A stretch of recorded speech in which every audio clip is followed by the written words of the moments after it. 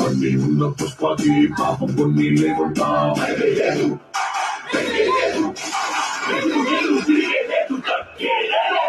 దండ పెడితే దేవుడికి నాలుగు కొడితే గురువులకే కాళ్ళు మొక్కితే అమ్మకే ఎవడో విలువ ఇచ్చేదేంటి ఎవడో నిన్ను గుర్తించేదేంటి ఒంటి నది మీరు ఉంటే నీ పేరే నీ బ్లడ్ పుష్ప పుష్ప పుష్ప పుష్ప పుష్ప పుష్ప పుష్ప పుష్ప